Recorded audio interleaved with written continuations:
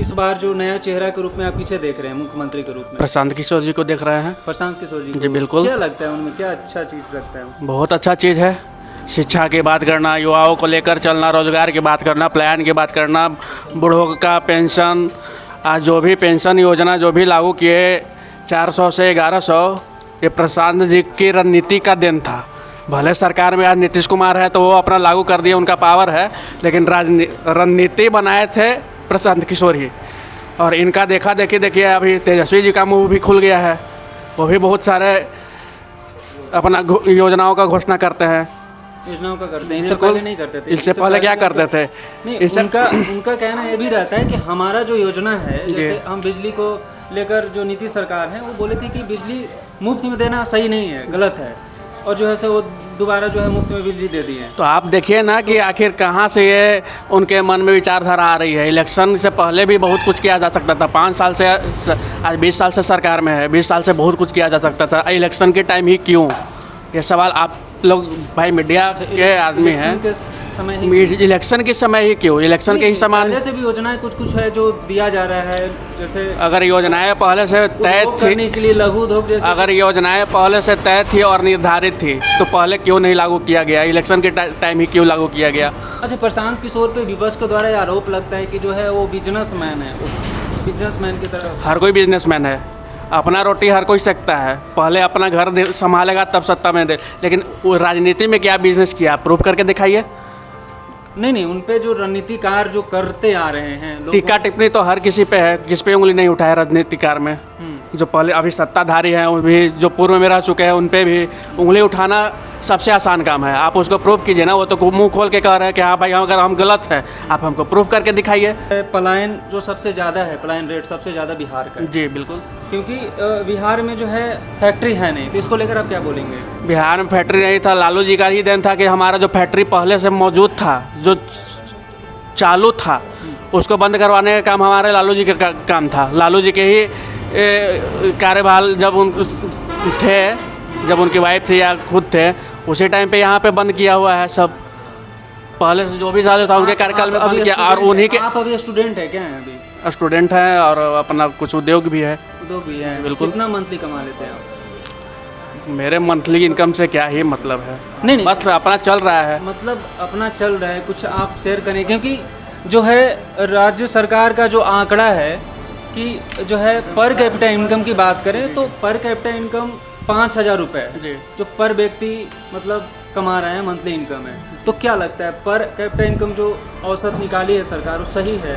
टाटा देखिए, कमाने के लिए आदमी कमा ले, लेकिन जो मतलब गवर्नमेंट को एक शिक्षित व्यक्ति को जो रोज़गार देना चाहिए, मान के चलिए जो भी वैकेंसियाँ निकालती हैं या जो भी रोज़गार का, हर कोई कैपेबल नहीं है आज के टाइम में कि वो अपना रोज़गार खुद कर सके या अपने पैर पे स्टैंड हो सके। नहीं, तो सरकार तो योजना पैसा दे रही है ना, मुद्रा योजना।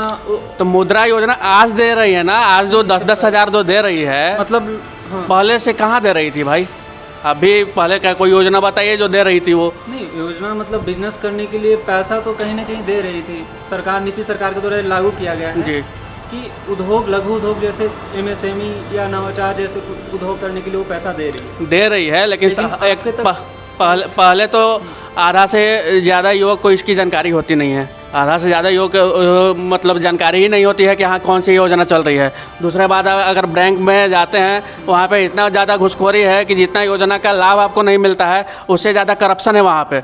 करप्शन है, बहुत ज़्यादा करप्शन है। आप योजना का लाभ लोगों तक नहीं पहुँच रहा है। जितना पैसा आपको जाना चाहिए उसमें आप उनका कमीशन फिक्स्ड होता है। सबसे पहला बात, अपना कमीशन फिक्स होता है। आप इतना दीजिए, योजना का लाभ लेना है। मान के चलिए 1 लाख का योजना है, आपका वो 10% 5% जो भी है अपना कमीशन उनका फिक्स होता है। सबसे बड़ा आरोप लगा है। बिल्कुल, और सही बात है। आप हर बैंक पे जाके पता कीजिए। अब ऐसे मैक लेके जाइएगा तो नहीं बताएंगे वो, लेकिन आप गुप्त रूप से अगर ग्राहक बन के जाइए तो हर ब्लॉक, हर प्रकार में सही बात है। जो पैसा को लेकर जो बोल रहे हैं, सही बात है। कोई भी योजना कोई मान के चलिए कि जाता है तो कुछ न कुछ तो लगता ही है।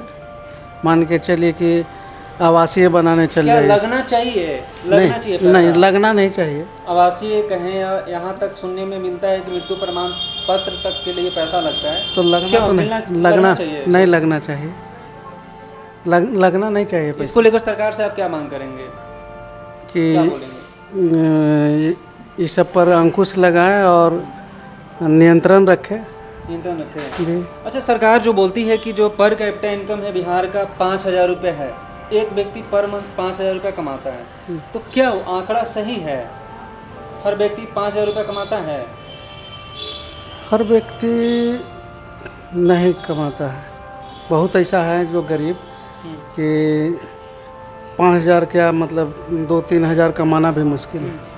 मुश्किल है। अच्छा, एक चीज़ और है, क्योंकि सर्विस सेक्टर की बात करें तो सबसे ज़्यादा जो है सर्विस बिहार के लोग देते हैं, मजदूर देते हैं, और वो पलायन करके देते हैं। तो इससे क्या होता है कि दूसरे राज्यों को फ़ायदा हो जाता है।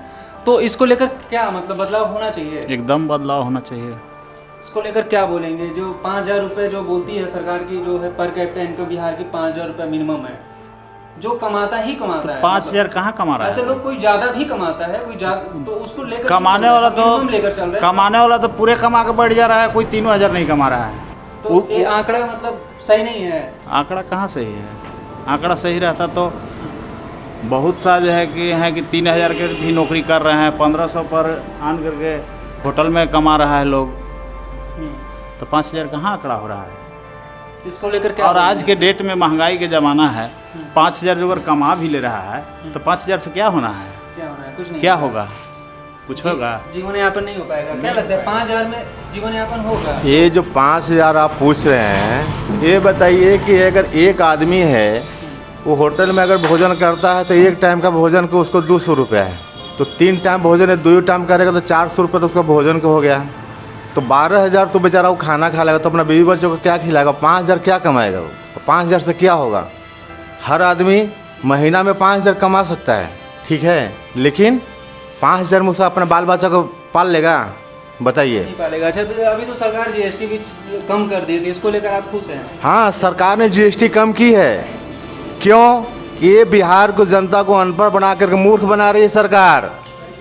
एक कॉपी पे जीएसटी कम की है और उसका जो सादा पेज होता है उस पर जीएसटी बढ़ा दी है। तो बताइए कॉपी बनता किससे है? नहीं, वो तो वो बोलती है कि 5% और 18% वाला स्लैब अभी चालू है, बाकी सुनिए, ये जो हम बोल रहे हैं, सरकार से हम पूछना चाह रहे हैं कि जो कॉपी पर जीएसटी कम की है, बढ़िया बात है, लेकिन कॉपी बनता किससे है? सादा पेज से, और उस पर जीएसटी बढ़ा दिए हैं।